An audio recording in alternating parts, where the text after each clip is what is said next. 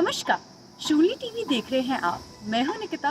बात करेंगे कैंपस की ताज़ा तरीन खबरों की, लेकिन सबसे पहले नजर डाल लेते हैं हेडलाइंस पर। प्रोफेसर अतुल खोसला शूलिनी यूनिवर्सिटी के नए वाइस चांसलर नियुक्त। यूनिवर्सिटी की गवर्निंग बॉडी की तरफ से लिया गया फैसला। यूनिवर्सिटी में पिछले साल से कार्यवाहक वाइस चांसलर के तौर पर सेवाएं दे रहे थे प्रोफेसर खोसला। यूजी स्टूडेंट्स के लिए इस सेमेस्टर ऑनलाइन ही चलेंगी क्लासेस। यूनिवर्सिटी प्रशासन की तरफ से लिया गया फैसला। रजिस्ट्रार सुनील पुरी का बयान, डाउट्स क्लियर करने के लिए फैकल्टी से कैंपस में मिल सकते हैं स्टूडेंट्स। आर्टिफिशियल इंटेलिजेंस के क्षेत्र में राह तलाश रहे स्टूडेंट्स के लिए बड़ी खबर। प्रिंसटन हाइव यूएस के साथ शूलिनी यूनिवर्सिटी ने साइन किया एमओयू। शिक्षा के पारंपरिक तरीकों को बदलकर 21वीं सदी के तहत नई रूपरेखा तैयार करना है मकसद। कोचिंग के लिए सामाजिक प्रभाव पैदा करने की कवायद। शूलिनी यूनिवर्सिटी ने इंटरनेशनल कोचिंग फेडरेशन के साथ किया समझौता। इंटरनेशनल कोचिंग फेडरेशन के साथ साइन किया गया एमओयू। शूलिनी यूनिवर्सिटी की गवर्निंग बॉडी ने प्रोफेसर अतुल खोसला को यूनिवर्सिटी का नया वाइस चांसलर नियुक्त किया है। ज्यादा जानकारी के लिए सीधा रुख लेते हैं अलीशा का। प्रोफेसर अतुल खोसला को शूलिनी यूनिवर्सिटी का नया वाइस चांसलर नियुक्त किया गया है। यूनिवर्सिटी की सिलेक्शन कमेटी की सिफारिशों को मंजूर करते हुए गवर्निंग बॉडी ने वाइस चांसलर के पद पर प्रोफेसर अतुल खोसला के नाम पर मुहर लगा दी है। प्रोफेसर खोसला ने यूनिवर्सिटी के कुलपति के रूप में कार्यभार ग्रहण भी कर लिया है। आपको बता दें कि यूनिवर्सिटी के संस्थापक प्रोफेसर पीके खोसला को कुलाधिपति बनाने के बाद प्रोफेसर अतुल खोसला को पिछले साल कार्यवाहक कुलपति नियुक्त किया गया था।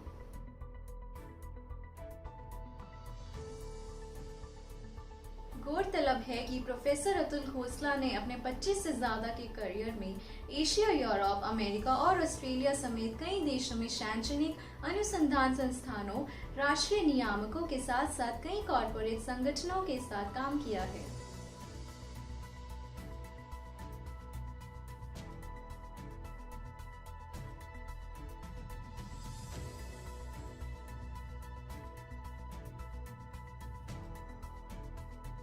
वाइस चांसलर के तौर पर हुई नियुक्ति के बाद प्रोफेसर अतुल खोसला ने कहा कि देश की बेहतरीन यूनिवर्सिटीज में से एक शूलिनी यूनिवर्सिटी में वाइस चांसलर के तौर पर नियुक्ति होना उनके लिए काफी सम्मान की बात है।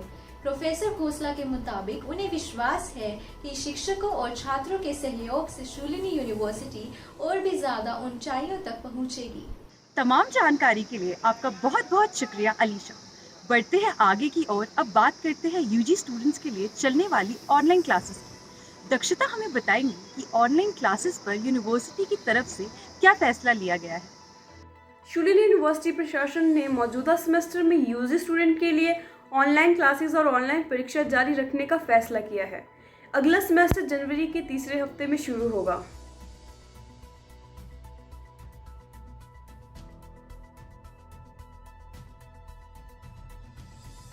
रजिस्ट्रार प्रोफेसर सुनील पुरी के मुताबिक यह फैसला सभी यूजी कार्यक्रम पर लागू होगा, जिनमें पिछले शैक्षणिक वर्षों के दौरान शुरू किए गए कार्यक्रम भी शामिल है। रजिस्ट्रार के मुताबिक जो स्टूडेंट अपने डाउट्स क्लियर करने के लिए फैकल्टी से मिलना चाहते हैं वो कैंपस जाकर फैकल्टी से मिल सकते हैं।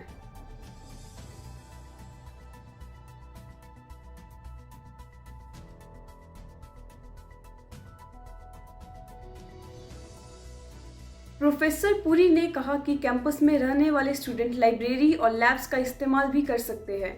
रजिस्ट्रार प्रोफेसर सुनील पुरी ने भरोसा दिलाया कि जो स्टूडेंट्स भी ऑनलाइन क्लासेस ले रहे हैं वो किसी भी लेक्चर से वंचित नहीं रहेंगे। शुक्रिया दक्षता। अब बात करेंगे एक अच्छी खबर की। शूलिनी यूनिवर्सिटी ने आर्टिफिशियल इंटेलिजेंस के जरिए कौशल को उन्नत करने के लिए प्रिंसटन हाइव यूएस के साथ एमओयू साइन किया है। ज्यादा जानकारी के लिए आपको सीधा लिए चलते हैं मनिंदर के पास। शूलिनी यूनिवर्सिटी ने प्रिंसटन हाइव यूएस के साथ एक एमओयू साइन किया है। इस एमओयू का मकसद शिक्षा के पारंपरिक तरीकों को बदलकर कैंपस को 21वीं सदी के तहत तैयार करना है।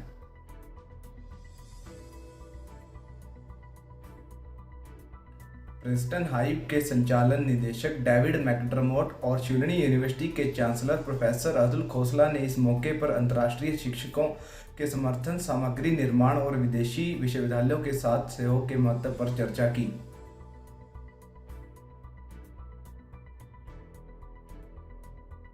प्रिंसटन हाइव जिला तक पहुंच प्रदान करने के लिए सहमत हो गया है। जो उपस्थित लोगों से जुड़ने और इंटरैक्टिव वर्चुअल इवेंट आयोजित करने के लिए 21वीं सदी का एक इवेंट प्लेटफॉर्म है। इसके साथ साथ प्रिंसटन हाइव ने शूलिनी यूनिवर्सिटी के स्टूडेंट्स के लिए उद्योग तैयार करने और ऑनलाइन कार्यक्रम प्रदान करने पर भी हामी भरी है। अब बात करेंगे एक अनोखी पहल की, कोचिंग के जरिए सामाजिक प्रभाव पैदा करने की पहल की। शूलिनी यूनिवर्सिटी ने इंटरनेशनल कोचिंग फेडरेशन फाउंडेशन के साथ एक समझौता किया है। क्या कुछ खास है इस समझौते में, आइए जानते हैं हर्ष से। यूनिवर्सिटी ने कैंपस में वी एम्पावर कोचिंग प्रोग्राम को आपरूचिक रूप देने के मकसद से इंटरनेशनल कोचिंग फेडरेशन फाउंडेशन के साथ एक समझौता ज्ञापन पर हस्ताक्षर किए हैं। फाउंडेशन का इग्नाइट इनिशिएटिव स्थानीय समुदायों में निःशुल्क कोचिंग देकर मानवता के लिए एंगेजिंग कोचिंग पर केंद्रित है।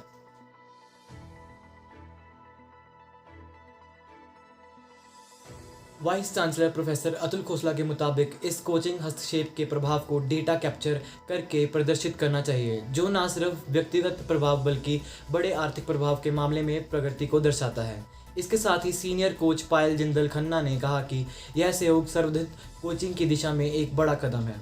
बढ़ते हैं आगे और बात करते हैं शारदीय नवरात्रि के दौरान यूनिवर्सिटी कैंपस में आयोजित हुए ध्यान और योग्य सत्र के बारे में। कहिए अदिति। शारदीय नवरात्रि के मौके पर यूनिवर्सिटी के योग विभाग की तरफ से 9 दिवसीय ध्यान और ध्वनि उपचार सत्र का आयोजन किया गया। सत्र की शुरुआत दीप प्रज्वलन के साथ की गई।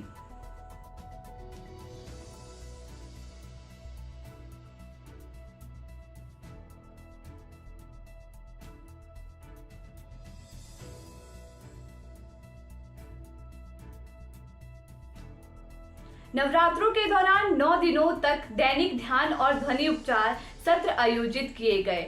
इस दौरान सहायक प्रोफेसर डॉक्टर माला त्रिपाठी ने नवरात्रि साधना के महत्व को रेखांकित करते हुए ध्यान अभ्यास के महत्व को समझाया। बहुत शुक्रिया अदिति। अब आपको लिए चलते हैं कैंपस में, जहां स्टूडेंट्स ने अलग अलग मुद्दों पर अपनी बातें रखी। आइए दिखाते हैं आपको कनुप्रिया द्वारा लिए गए इंटरव्यू। नमस्कार, मैं हूं कनुप्रिया और जैसे कि आप जानते हैं, नई शिक्षा नीति 29 जुलाई 2020 को इंडिया में लागू हुई थी। तो चलिए आज कुछ यूनिवर्सिटी के छात्रों से बात करते हैं और जानते हैं शिक्षा प्रणाली में सुधार के लिए उनके क्या क्या सुझाव हैं। अकॉर्डिंग जो न्यू एजुकेशन पॉलिसी है उसमें 9th 10th +1 +2 के बच्चों को स्टार्टिंग से ही बिजनेस एंटरप्रेन्योरशिप और स्टार्ट के बारे में पढ़ाना स्टार्ट कर देना चाहिए।